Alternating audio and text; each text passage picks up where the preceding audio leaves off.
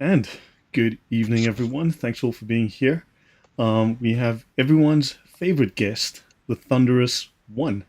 Hello, Lilo Main, Horse, Ower, Dragon, of course, and Rusty Shackleford. So thanks all for being here. Um, yeah, so Thunderous, say hello. Everyone's missed you. Hi everybody. Glad to be back on the show. I've certainly been missed my opportunities to come on the show, but that's not due to any interference with Lloyd's work or mine. It's more, or between us rather. It's more due to me having a heavy schedule, taking on a responsibility for the past few months that has been somewhat of a distraction, but I have more time now, and hopefully moving forward now as we progress towards the end of the year and going into the new year, Lloyd and myself can get back to some kind of routine of regularly appearing on presentations that we could discuss more.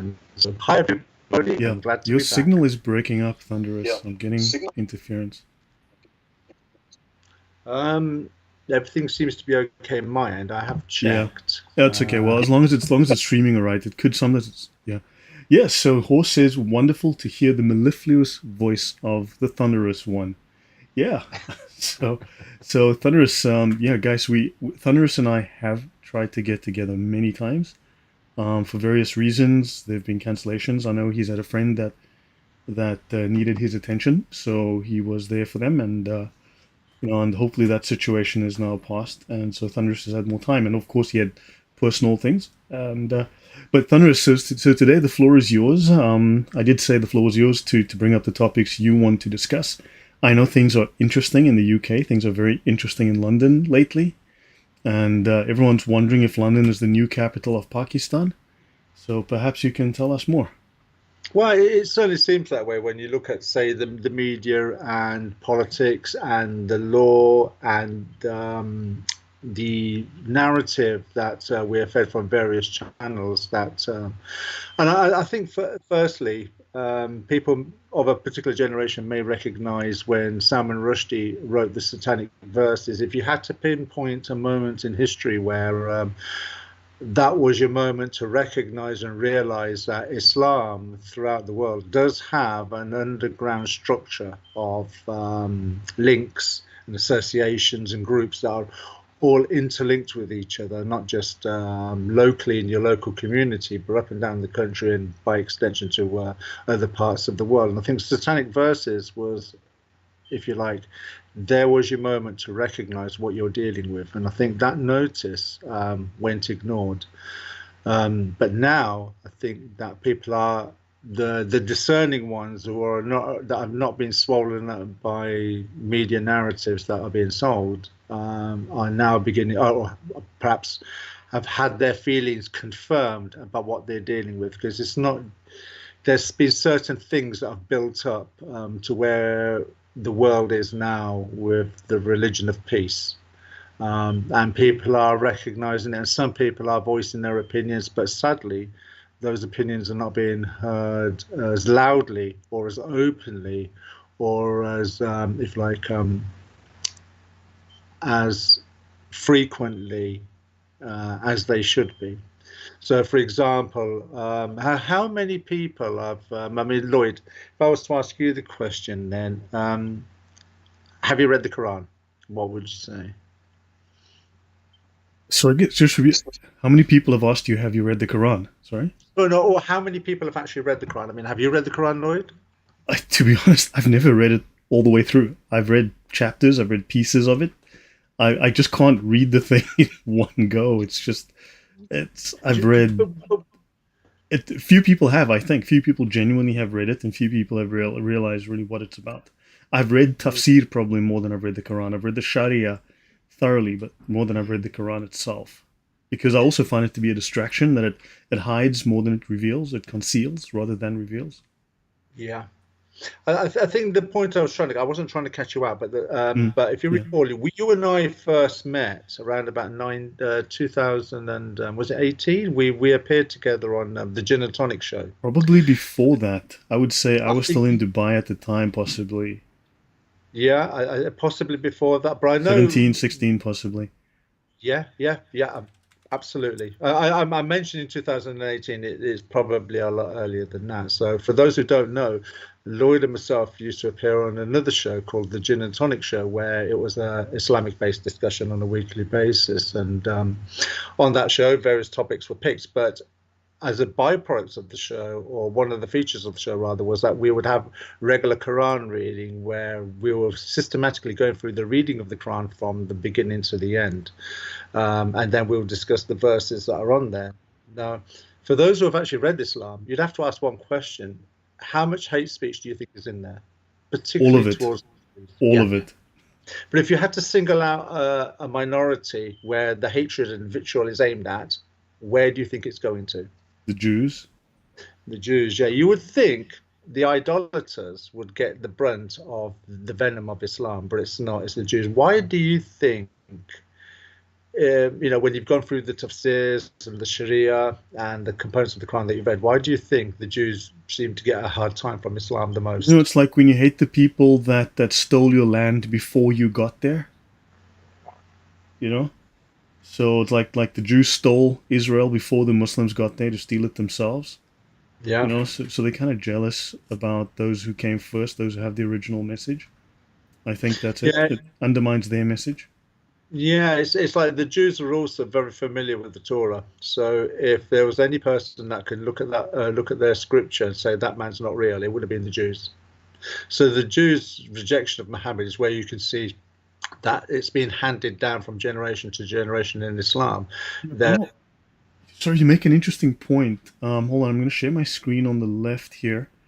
So last night I tried to do a stream and I forgot that I had a talk scheduled with my members. And by the way, I'm going to do just a subscriber talk as well. I'll arrange one very shortly and I'll invite everybody. And hopefully no crazy people come on and do dumb things. But I did this talk last night and I'm going to repeat it because there was a problem with the stream as well. People had problems with it and I had a problem with it. And I've deleted it and I'll have to do it over again. But notice here, one of the earliest heresies is Marcion of Sinope. And what is crazy is he was a radical monotheist. He rejected the Old Testament. He said it was corrupt. He rejected parts of the New Testament, saying they were corrupt. Where have you heard that before, Thunderous? well, I'm struggling to guess here, but if one book doesn't match with Okay, I'm going to give you three guesses. The Baha'i, Eskimos, or Muslims. Well, can I phone a friend on that one? Well, Dude, no, just obviously, hold on. that'd Okay, go guys, with if Thunderous is going to call a friend, right? So Marcion believed there was only one true deity, okay? And the supreme deity was revealed by Jesus Christ. Now, Muslims believed there was only one true deity and the supreme deity was revealed by him. And then he rejected the Old Testament, portions of the New Testament, and there's other parallels. This idea dates back to the 1st and 2nd centuries. Yeah, it's That just I- it's a rinse and repeat, isn't it? To be fair. Yes. Yeah, so I just found it interesting that when you look into the vitriol and the hatred that we're seeing today, it's kind of like it's a continuation of the emotions that Muhammad felt against his audience, which would have been the Jews, who openly rejected him, and rightfully so, because they could see through for the charlatan that he was. I mean, just when you look at the Quran and you're reading certain surahs where it talks about Muhammad is just a repeater of stories, a teller of stories, or we've heard these stories before, and those are aimed at his critics. It kind of shows you the audience that he was playing to. And the reason why I mentioned that the hatred that you find in Islamic literature between the Quran and Hadith is because we're living in a very peculiar time now of freedom of speech or free speech. That's one of the points being brought up in England about whether these pro-Palestinian marches can go ahead because, free speech, do they have the right? So when you consider the memorial of the past couple of days for those that have died during various wars, the counter argument is that they fought for people to have free speech. Okay, let's go along with that narrative. But then at what point do you cut off free speech? But obviously they're talking about when it involves hatred. And if it's going to be something predicated on hatred, of all the books you've ever come across, Lloyd, which book do you think is the very epitome of hate speech? No, look, Allah is a God who hates. The Quran is a book on hate speech. You read the hadiths of it's hate speech and violence. It's incitement to violence, and somehow they've Yeah. managed to convince the media that, well, not to thoroughly look at the issue and report on it honestly. But the thing is to see with the media, I mean, when they're talking about free speech and such, well, have you noticed that has anybody actually quoted the Quran in these discussions? When you're looking at the vitriol and the hatred and what's the underlying theme in all this, can not anybody see a pattern emerging here that no matter where you go with reference to people's attitude towards the situation in the Middle East at the moment, that the attitude is a representation of, if you like, Muhammad's hatred of Jews? And the Yes. reason why I say this, Yes. Just pause one moment, please, Thunderous. Yeah, there have been numerous complaints, and someone contacted me. They're having buffering problems. Yes, yesterday there was a problem. I had to delete that stream. But right now I'm showing 0 dropped frames. I'm showing excellent connection. This is in the YouTube studio and within OBS. My CPU load is 1.4%. I'm doing 30 frames a second. I decided not to do 60. So I'm putting out sufficient bandwidth, and YouTube says excellent.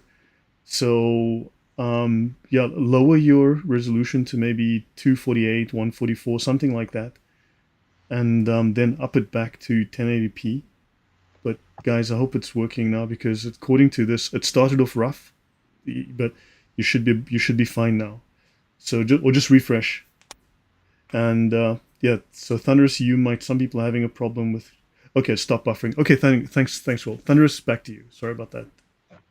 Okay, so I don't know where I was there. I was talking about the Jews, weren't I? Hate speech in the Quran, and the hate the hate speech Muhammad's hatred of Jews, yeah, is prevalent. Yeah, so And this is and now.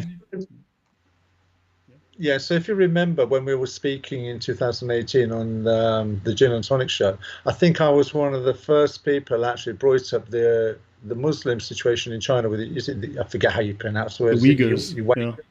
You Uyghurs or the Uyghurs, however it's pronounced. Not many people had commented on that, but when you consider that they were oppressed by the Chinese government, you don't hear of any Muslims crying out and doing protests or marches.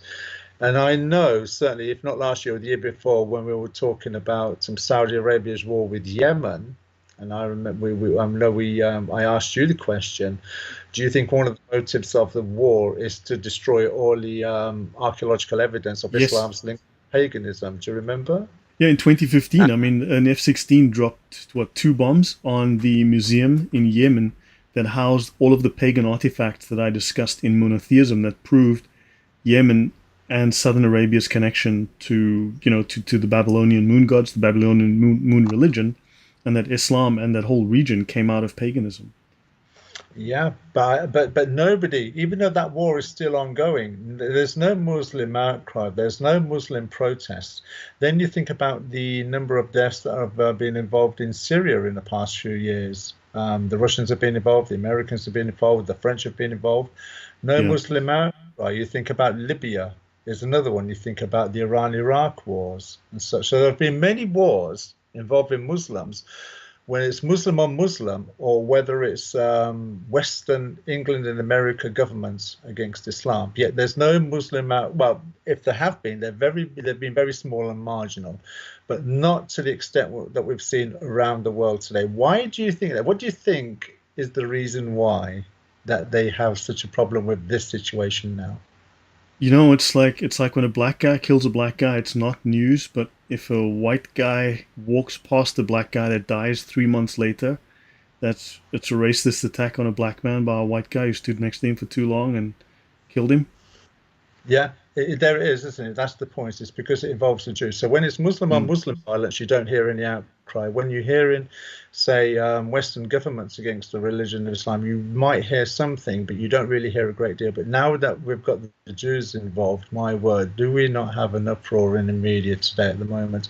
And just going along with the whole free speech. But that also tells you the depth of anti-Semitism, the depth of, because everyone can see it now, that anti-Zionism, which has nothing to do with hating Jews. Let's just be clear, somehow always results in Jews being killed, beaten, and mistreated, which is just a coincidence, just a random side effect. Right, Thunderous?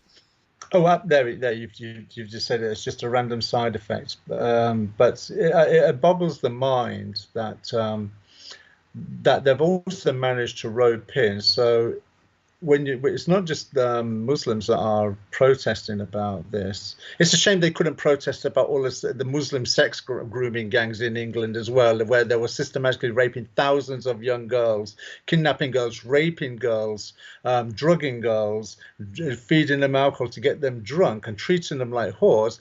No Muslim outcry there, but we have a situation in the Middle East where there's an outcry. And the interesting thing on top of this is that you can really sense the Muslim Brotherhood in all of this as well, because the Egyptians don't want to take these Palestinians in. The Syrians don't want to take the Palestinians in. The Jordanians don't want to take the Palestinians in. The Saudi Arabians and the Kuwaitis, the Qataris, the United Arab Emirates, the Turkish. None of these they talk about Muslim Brotherhood, but none of the Muslims want them. Why do you think that is, Lloyd? Well, everyone took a lesson from Lebanon, because the Lebanese let in, 4 million Palestinians? And let's just say that didn't go down well, because next thing you had 2 major civil wars lasting something like 15 years, thousands of people dead, and the country imploding. And and you've got these ghettos. You had violence, you had terrorism, you had crime, you had murder. You had disruption of the government. And now you have clear terrorist sympathies. You've got, I think people have realized, and also people don't realize this border with Egypt. It's not that the Egyptians can simply just open the border and allow people to come over, or allow Palestinians to come across, or Fakistinians to come across. Hamas also has to give permission, right? The PA have to give permission. So the Palestinian governments have to give permission for someone to cross. It's not just up to the Egyptians to decide. And they refuse to let them go, because Hamas needs them as political pawns. They need them as meat shields for their rocket batteries. They need to bury their artillery under children's hospitals. They need to put their rocket launchers inside of kindergartens, because PR. Exactly. I was just going to say it's great PR, it's great propaganda. It's great propaganda for Hamas. That. And the interesting thing on it is one of the reasons why, and this is, and I wonder if if I can share this opinion with you and get your thoughts on this, is that when you look at the Muslim countries, I mean, as somebody brought up in the Islamic regime, hatred is one of the things that you're taught to cultivate about anything that's non-Islamic. You hate black, you hate white, you hate the West. You hate idolatry, and so on and so forth. So hatred is very much an important component, but it tends to be toned down when you're living in the Western world. But if you look at, say, the whole situation in the Middle East with Palestine, all of your life, and certainly all of my life, every time images have been coming forward from, say, KTD or John Pilger, well, I don't think John Pilger did anything from what I recall, but other news reporters through the BBC and ITV channel, news channels in England from the 70s and the 80s, what you repetitively saw was children throwing stones at Israeli soldiers. Yes. So so all you're seeing is children continuously barraging, burning tires, throwing stones at Israeli soldiers. So hatred is something that was cultivated in the mind of these youth from a very early age. I've seen that. Have you seen the videos? They teach these 3-4-year-olds. They give them a knife and teach them how to decapitate dolls of Israeli soldiers, how to decapitate dolls of Israeli children and people. I mean, you're teaching a 3-4-year-old how to cut a head off with a knife, of an Israeli. and the thing is, if you've been doing it for say 2 or 3 generations, well, those children that you cultivated the hatred into, those now are parents that have got their own children that are, sort of replicating that teaching process, that hatred process into the generation that's come after So, them. when is the UK government going to declare itself a province of Pakistan?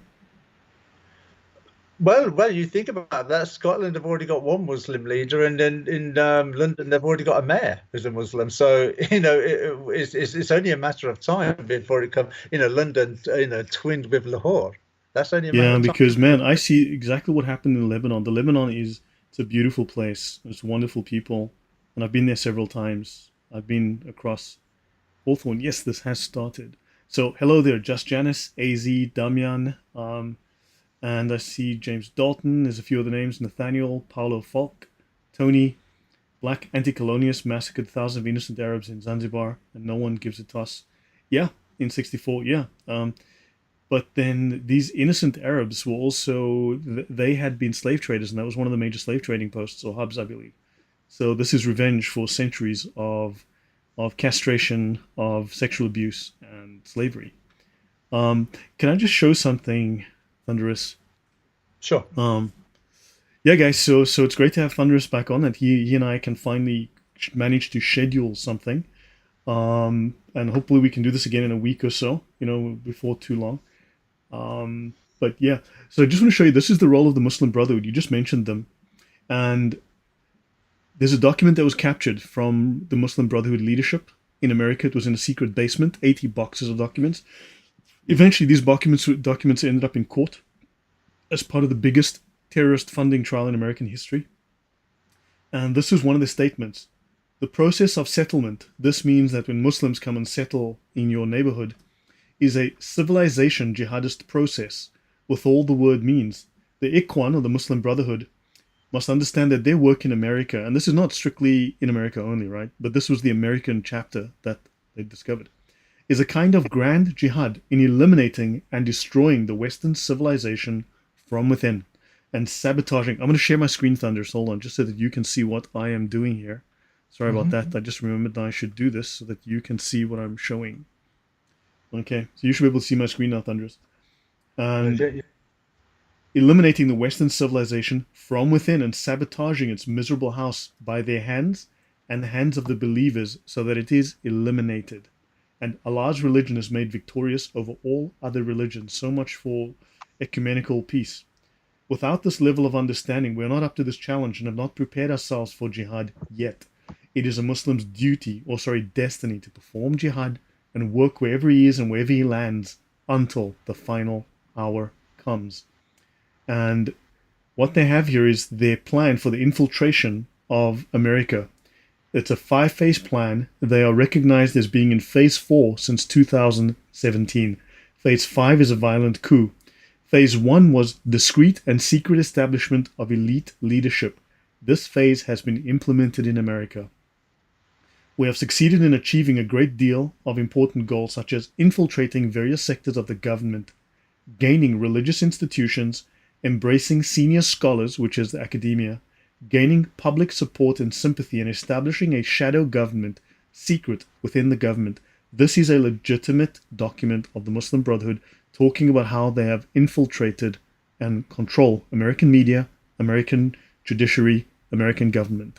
Your thoughts, Thunderous, on this? Well, it's interesting. But you certainly, when you're looking at the media, you're not hearing any sort of like response in the way that when you're finding Muslim terrorist attacks, they try to, or with the sex grooming gangs as an example, they don't use the word Muslim, even though 99% of the offenders were Muslim. They try not to put the names in the media because they have Muhammad, and Muhammad seems to be the most common name of all these criminals. Is they use the word Asian, so it's kind of removing the identity, or the, if you like, the motive or the background of the person that's committing the crime. So if you put the word Asian, then it becomes like a very nebulous meaning. Yeah. No, you can't identify the enemy. It's Muslims. Yeah. I mean, it's not the Koreans. right? No, so yeah, exactly that. And then you find that when other atrocities are taking place, for instance, I think there have been several in France and Germany where a man has gone wielding a knife and stabbing people randomly. And I think these immigrants that are doing this as well, that have murdered people, stabbed people, assaulted people Yeah. randomly. Shouting Allahu Akbar, but then they're coming across in the media as people that have You know what mental I issues hate on. is when they say, oh, they were shouting religious slogans. Like, how about you just say they were shouting Allahu Akbar? Let's be honest. Yeah, so they're kind of camouflaging the But reality. just read part three here. Just read part three and part four. Just read these sections here that I've highlighted. Right, right. The So I'm part just phase three, escalation phase prior to conflict and confrontation with rules through utilizing mass media currently in progress. Phase four, open public confrontation with the government through exercising the political pressure approach. do you think they've achieved this in the UK, in France, in Oh, Germany, in Belgium, in London? There's there's no doubt about that, and one cannot say anything. I mean, this is why you have certain misnomers or portmanteaus or conflations as part of the vernacular. Now, for instance, like Islamophobia, if you criticize, this is where now we're living in a period of time now where truth has become hate speech, telling facts has become intolerance. Having an opinion is bigotry. So the things that we used to have in this world, which was something that people would be proud of, free speech, having an opinion, know where you stand with the person, phrases like he wears his heart on the sleeve, have now become sort of like pejoratives to label a person. So if you have an opinion, if you go against the narrative, currently, then you're basically a hater or a hate monger, or you're a fascist or a racist or a bigot. So Yeah, this is where we've gone the opposite way around now, and this is all through this kind of media representation of being critical of an ideology or a lifestyle has now become something offensive to those that are controlling the yeah. narrative. I just want to show everyone something. So this is not only happening in America, but we can see that these anti-Jewish riots by by Hamas supporters are happening unopposed worldwide. They've taken over the media. They've got control. They've got solid control. And so let's see here. Let's look at Huma Abedin. Her full name is Huma Mahmoud Abedin, right? Now, people don't realize that George Bush, his government was infested with Muslim Brotherhood. He opened the door to the Muslim Brotherhood, right? So this is Hillary Clinton, and she was the right-hand man of Hillary Clinton. There was a rumor the two of them were having an affair, right? She was called Hillary Clinton's shadow. Others have called her Clinton's surrogate daughter. She was the vice chair of Hillary Clinton's 2016 campaign, right? She was personal assistant, and she used to answer Hillary's cell phone. She used to carry Hillary's phone around, right? Abedin was the only official channel to Clinton over the past year and has been elevated to the most senior member of Clinton's guard. She's occupying a perch overseeing the campaign, right? And so basically, Abedin lived in Saudi Arabia for 16 years, right? Just 53 miles or 86 kilometers from Mecca. I've been to Jeddah a couple of times, right? Her parents are Indian, Muslim, and Pakistani academics. She's involved with the MSA, which is the earliest front from the 1960s. She was the earliest front.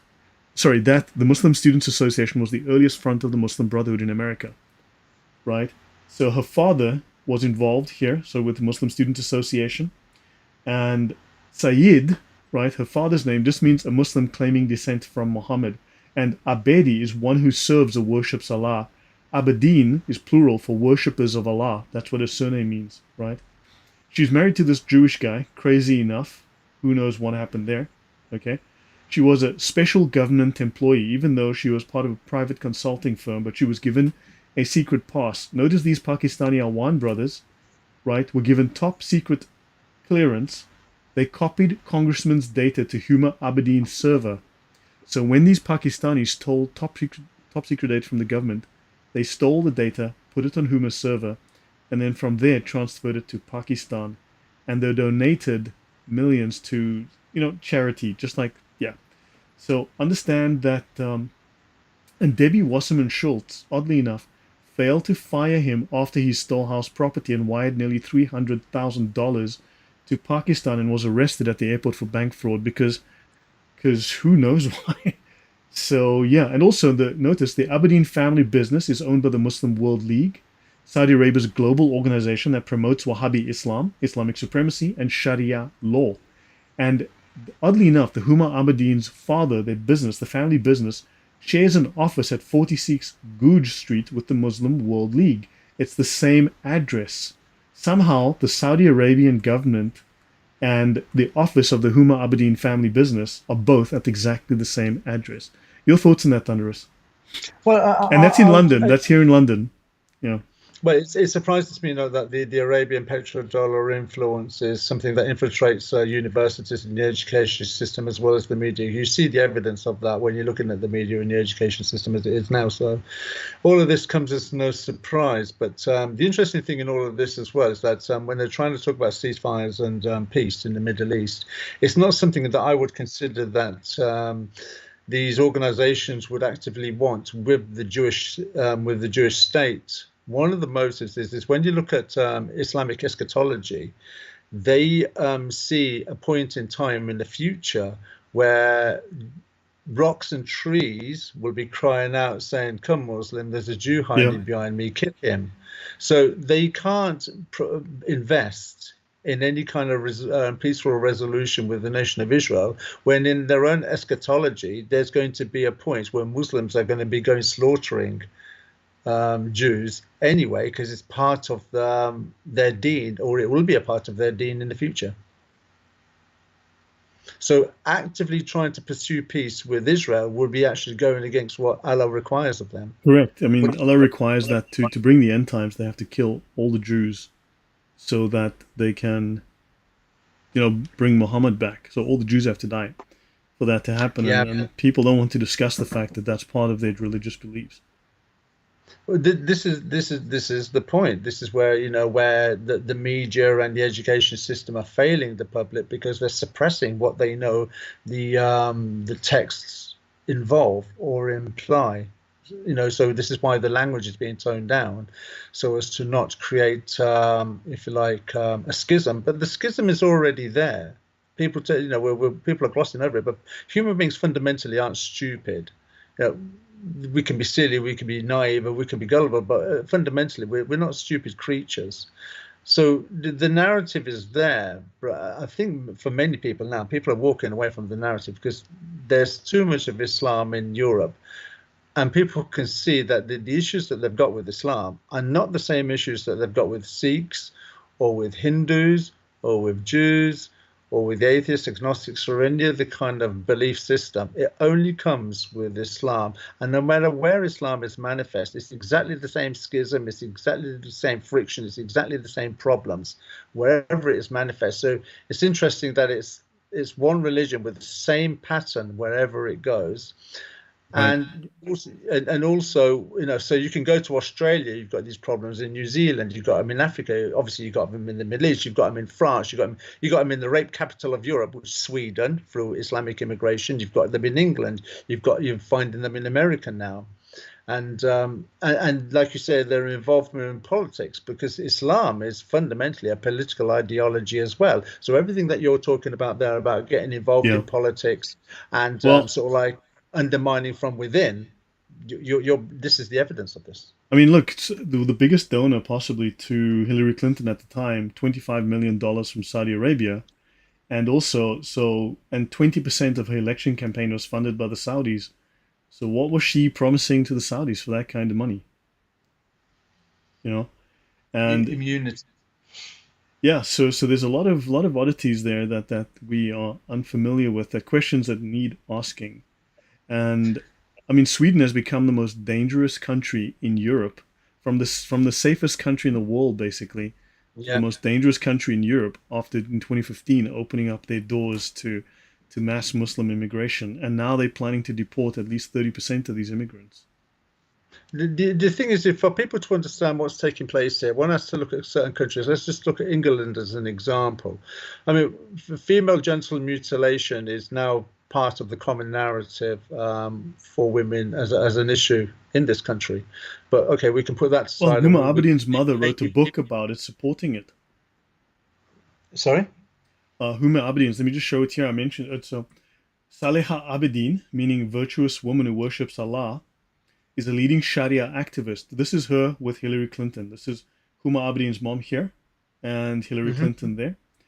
And she published a book called Women in Islam. She supports the death penalty for leaving Islam, the Hmm. legal subordination of women under Sharia, and the participation of women in violent jihad. Her book discusses the merits of sexual submissiveness, child marriage, lashings and stonings for adulterous women, and even the circumcision of girls. Hillary Clinton has flown to meet with Sahela Abedin many times. Yeah, but Hillary Clinton is also a very good fan of Margaret Sanger as well. So Yep, and other anything communist that works causes, in yeah. opposition, anybody that works in opposition to women and women's rights and children's rights, yeah, Hillary Clinton seems to be on the side of. But the interesting thing with what you've just said there is the circumcision of women. Well, that's common.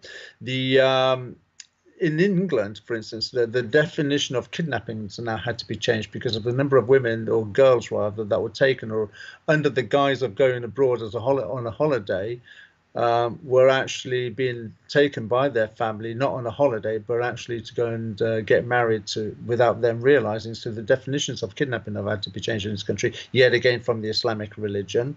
Then we have Wow. honor killings. Honor killings as well. So honor killings is now a common thing that we hear about. And what religion kills their daughters because the daughters are going in a direction that the family don't want because of pride and respect in the community? It's the Islamic religion again.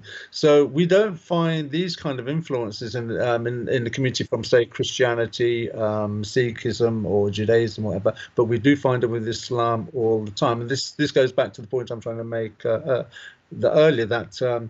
People are not stupid. They're beginning to see that this is a toxic ideology that is making itself manifest and gaining power through the very means that you're talking about, through the education system and through media, through investment in politics. So, so the things that we're seeing in the media today with Islam, they shouldn't really come as a surprise for those that are discerning. Actually, I'm just going to go here to honor killings and just bring this up. Honor killing, for those who aren't familiar with the Islamic law, the Muslim law, the Sharia, this is book N, book O, Justice. Yeah, this is from book O, section O 2.0, Justice.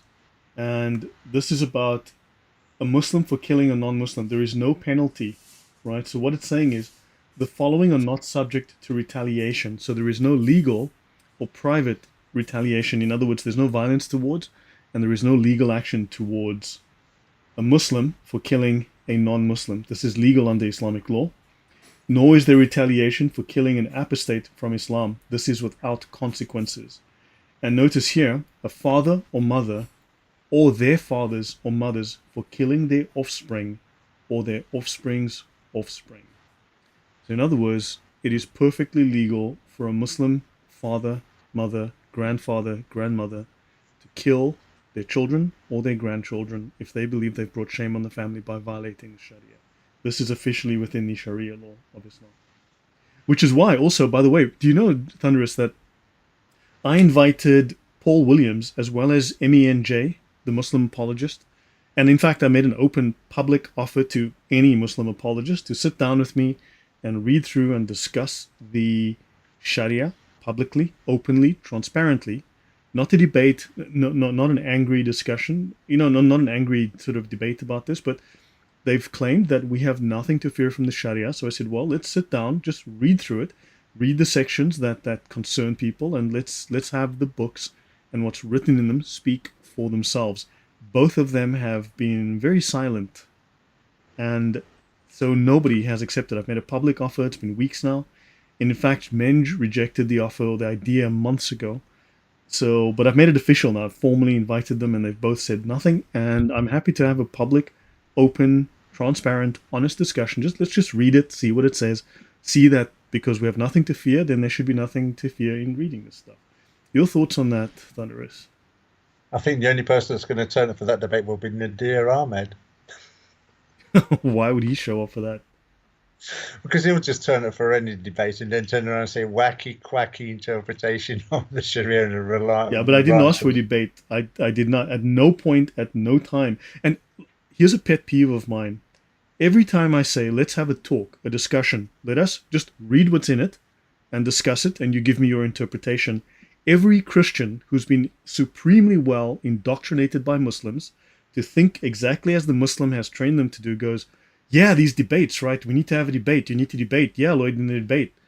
No, at no point did I mention a debate. At no point did I invite a debate. At no point did I infer a debate. Did I assume a debate? I only ever rejected a debate. I said, let's have a discussion. And everybody goes straight to debate because debate favors Muslims. They have a method of debate that favors them called adab al-jadal, which is a method of using sophistry and rhetoric. So Yeah. this is a problem for me because everybody does this and it annoys the living daylights out of me because at no point, because debates are useless, they go in circles. Let's just read it, let people make up their own minds. And then everyone says, yeah, Lloyd, you need to debate them. And then I go, yeah, you've been indoctrinated by the Muslims, you've bought the Kool-Aid, you've drunk the Kool-Aid, you are part of the problem at this point. Excuse my rant there, but that's really my thinking. Lloyd, I'm going to turn around and say to you, that's exactly my stand as well. I mean, I've had a couple of opportunities to have a debate, but it wasn't a debate that I wanted, because from my point of view, I don't really need to debate. When it's in black and white and you want to have a discussion on something, the text is there. There's nothing really to go beyond. You just discuss the points that are raised in the text. For instance, where just on the killing of apostates, people who leave Islam, it doesn't require a debate. The texts are quite clear. Muhammad made it clear when he said, if a man leaves his religion, kill him. What is there to debate on that sentence or that statement or that requirement? It's simple as black and white. You either kill him or you don't. But Muhammad is saying kill him. So where's the debate in all of this? So you can argue as to what the requirements are, but the requirements are not even there. I think it was Ali Diarrhea that made a comment under a caliphate. We don't kill randomly. I think the comment was, we don't kill willy-nilly or randomly. It has to be done under a sharia. But that's not a requirement from Allah. It's not even a requirement from Muhammad. It's quite clear. If a man leaves his religion, kill him. Now, looking at what it says here, a father and a mother can kill their offspring. Well, if a son or a daughter decides to leave Islam, there is no going to an emir. That is the father's and mother's requirements. It's a prerequisite of Islam to kill their children because of the shame and dishonor it's going to bring not just the community but the ummah as well. So, yeah, I'm going to try and bring up the other section on Ridda, so just that everyone can see that. But just for the audience, I mean, this is apostasy from Islam, Ridda. Okay. That was the first war after the death of Muhammad, wasn't it? The Ridda Wars? Yes, correct. This is the definition of Ridda in the Book of Justice, section O, 8.1. Just read that, Thunderous, in your beautiful, mellifluous London accent, whatever it is.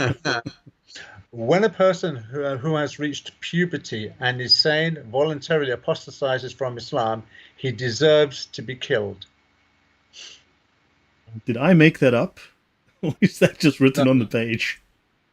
There it is. That's the point I'm trying to make. It's in black and white. There's nothing ambiguous about it. There's no need for it to be interpreted. It doesn't have to be where you need to read in Arabic or you need to read in traditional Arabic. There's no requirement here.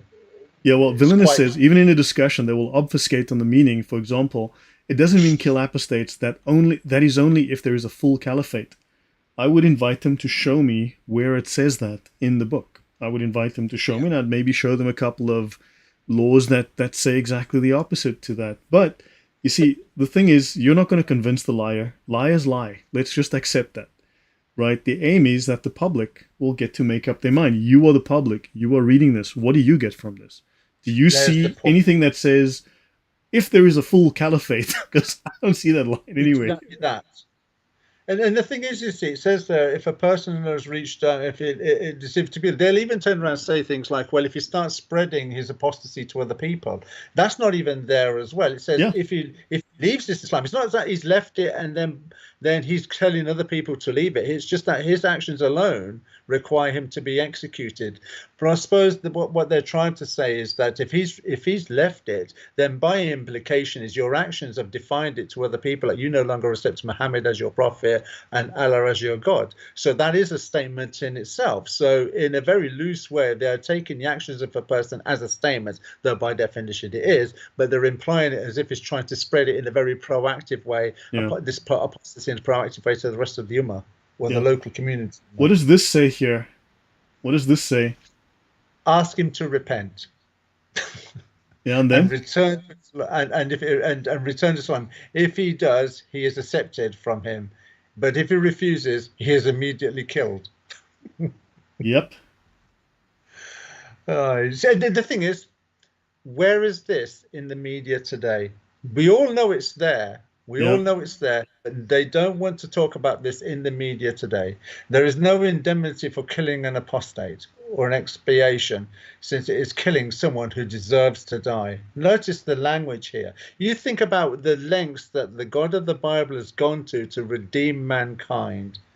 You think of the love and the lengths that the Yeah. God of the Bible has redeemed mankind. Yet this is allegedly the same God. And look how he is talking here. Look how his representatives are talking here. We all know where this has come from Muhammad. And Muhammad basically said, if a man leaves his religion, kill him. Allah Yes. selected Muhammad to be his prophet. So when they're talking about the Bible being corrupted, look how extensive the corruption has to be to get from where we are with what the Bible says to where we are with what the Quran says. How Hmm. on earth can you consider the Bible to be corrupted? No way on earth. Yeah. And that those views go back to the 2nd century. I mean, they go back such a long way. The bad ideas just don't die. They just keep coming back. Yeah. Notice what it says there. It says, to revile Allah and his messenger. I will even challenge that statement, because when you look at the vitriol that you're hearing in the media today from the Muslim community, you never really hear these kind of uprisings take place when it's Allah that's being offended, or when it's Allah that's being assaulted, or when it's Allah that's being maligned. All of these uprisings come from two things. When Israel are involved, not when it's Muslim on Muslim violence, not when it's Western governments on Muslims, but when Jews are involved in the violence on Muslims, and also when Muhammad's messenger is offended. For instance, if you're in Sudan and you name a teddy bear Muhammad, blood has to be spilled. If you're in Oh my Nigeria and golly. do you remember? And or when in Nigeria, when they had the Miss World competition there, one comment was made about, well, Muhammad would have had one of these women as a wife. Then there was mass riots and 18 people died. Charlie Hebdo. Um, you see, it's ongoing. Whenever Muhammad, I mean, there's been a recent decapitations in France of a French teacher over the freedom of speech there. Then so then there was certain shootings and stabbing that took place in Sweden over fitna. I forget the names of the people that were murdered, but it's not when Allah was maligned or offended. It was when Muhammad Muhammad was was, yeah, maligned. yeah, Yeah. it's actually Muhammad. Actually, So I would challenge that statement to revile Allah, because they have to put Allah there.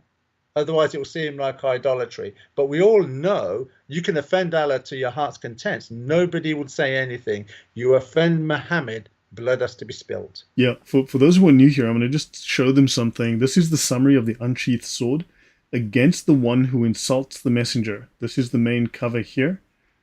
The unsheathed sword against the one who insults the messenger. And it says here, let's just read what this book is about. The first issue: whoever insults the Prophet is to be killed, whether they are Muslim or a disbeliever. Killing is prescribed on him, the one who insults Muhammad, and it is not permissible to imprison or show favor to him or to ransom him.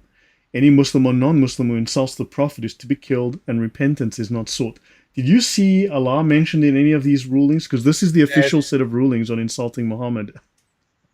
Exactly my point, Lloyd. Thank you. We were talking just before we came on air Yeah. about the way your mind works and how you process things. And here's a typical example of me mentioning something and then you just bringing it to light like Yeah. this. Well, So the yeah, contents of this book concern the Islamic ruling upon those who insult the final prophet and Muhammad.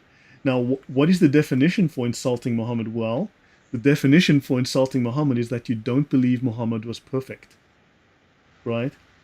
So, so that is the final definition. So basically, this is the general view of all the scholars, right? And it says here that, okay, the Muslims have unanimous agreement upon killing whoever insults the Prophet. It is the ruling that whoever insults other than him is to be lashed. So if you insult Allah, you get a lashing. Say something bad about Momo, who's not Allah, you die. This consensus is taken from the Tabi'un and the companions, and it says here, there's consensus upon the obligation of killing such a person.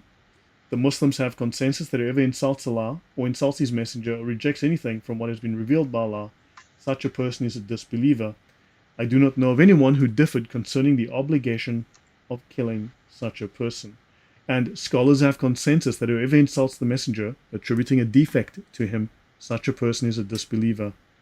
And there is no difference of opinion narrated from him concerning the killing. And in fact, they call this the political killing. At one point, they actually named this here. You can see here. They call this the political killing. So, in other words, and the Imam can order a political hit. So Islam says these are political assassinations and the Imam can order this. It is for the Wow. Imam to give discretionary punishment with killing. And this was taking place while Muhammad was alive, because we know how many people Muhammad had executed for being his critics.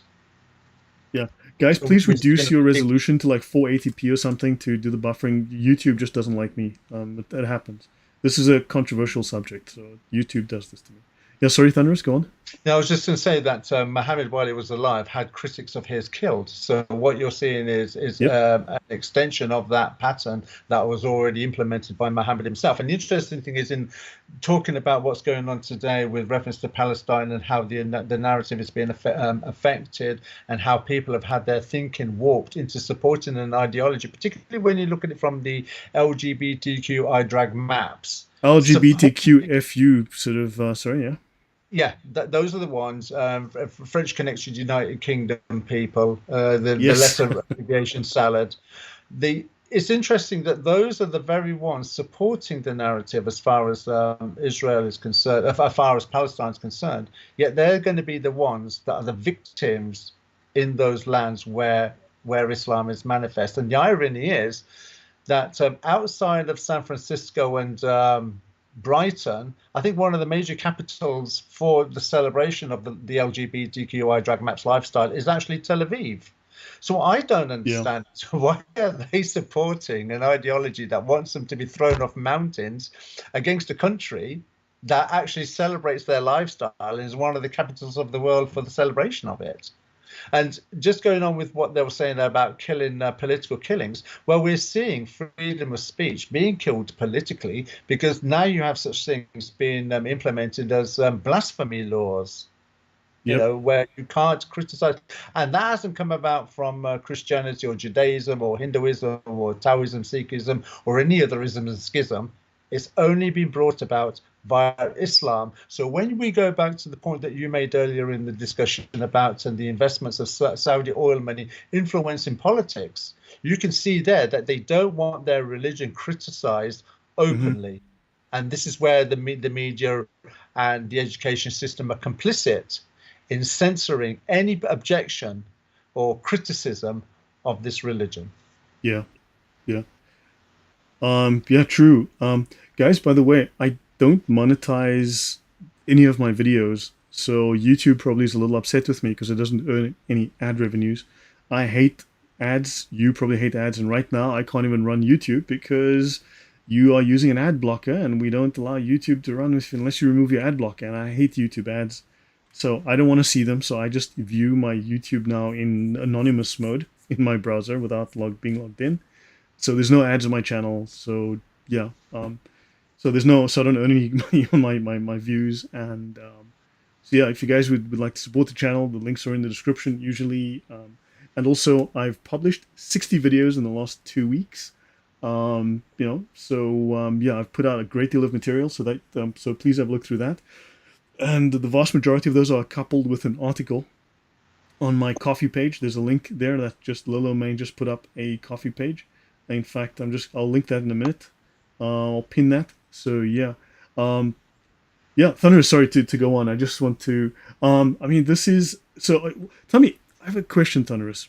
What is going to happen in London? Because there was a time that the Danes invaded England and they conquered and they persecuted and terribly treated the locals, the English, and what happened was eventually they weakened and the English rose up and slaughtered them to such a degree that there's barely any trace of the DNA in the English ancestry. They wiped them out. Now, do you see civil war coming?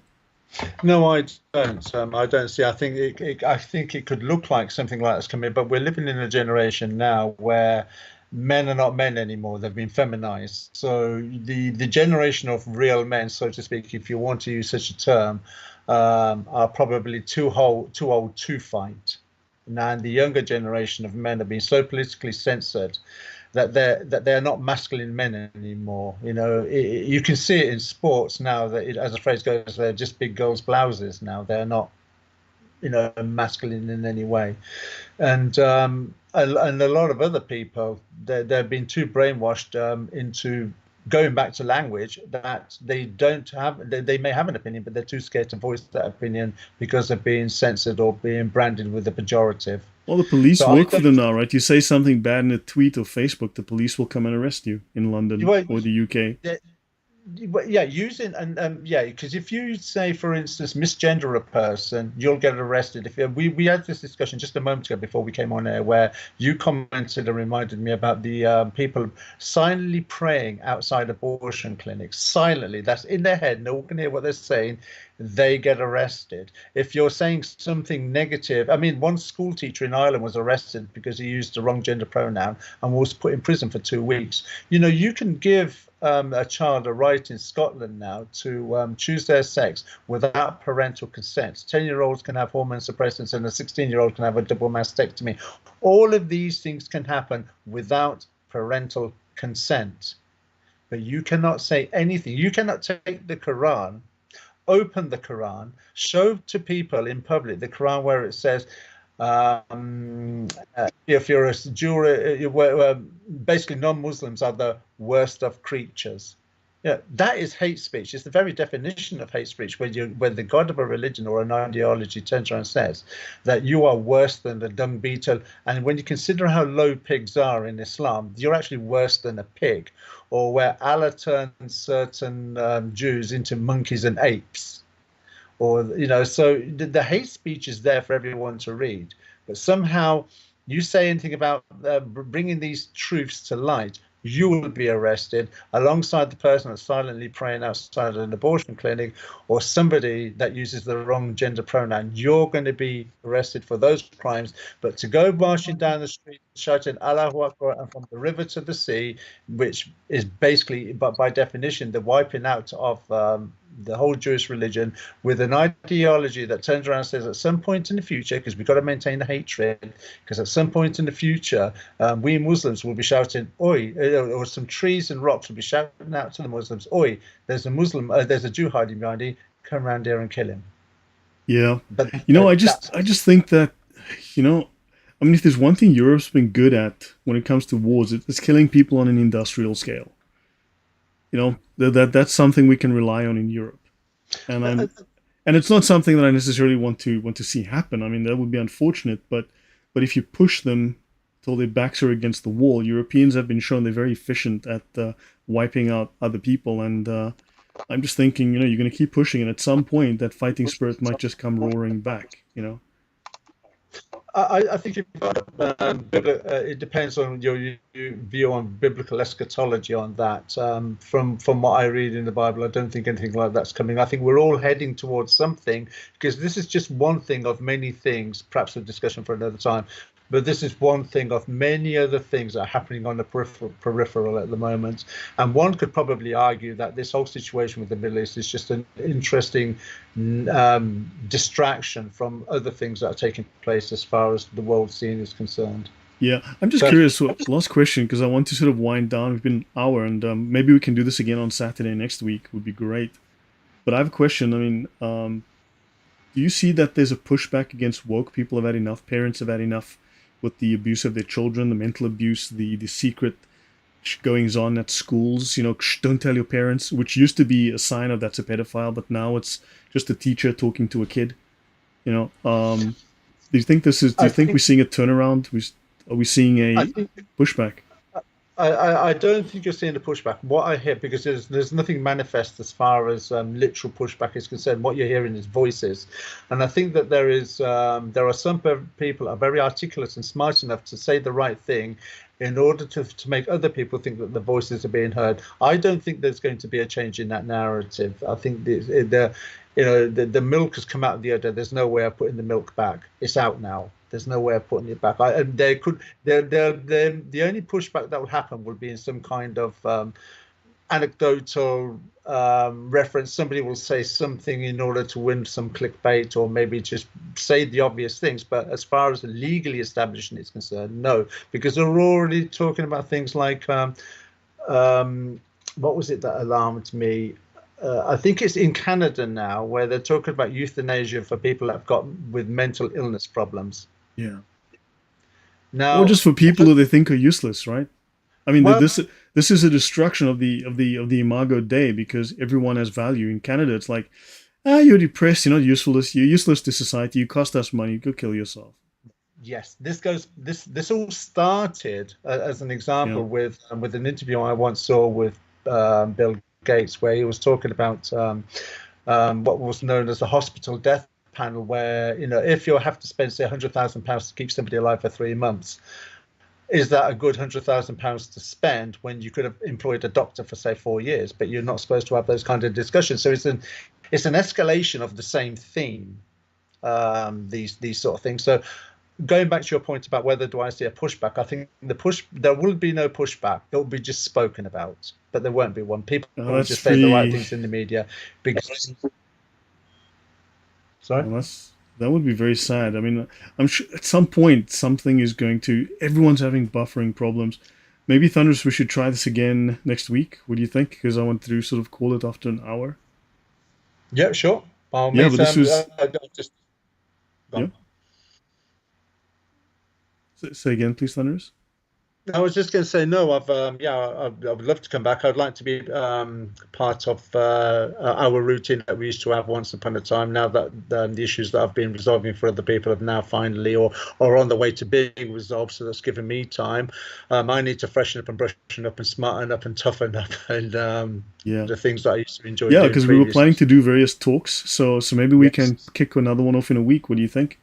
Yeah, absolutely. I don't know if the audience remembers this. I remember the last time I came on your show, I did ask if the audience would like us, you and I, to come together, say something like the first Sunday of every month, and just have a live questions and answers discussion, if you like, where people can point any questions out that they want with reference to Darwinian evolution, atheism, and Islam. Yeah, true.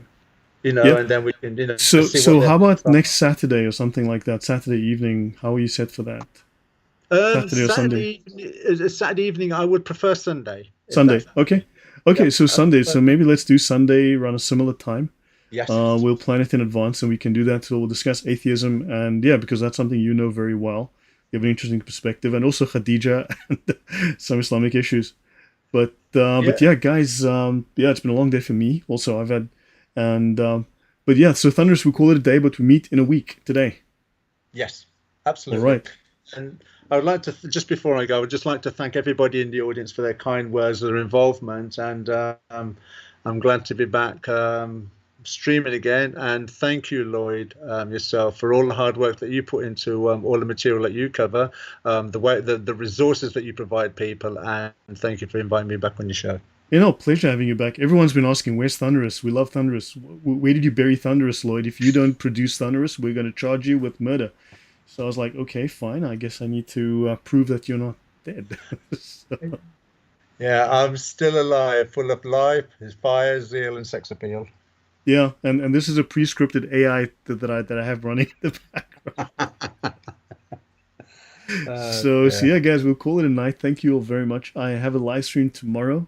I'll be doing the next part 4 of my theological discussion and theological. Hold on, what am I going to be talking about tomorrow?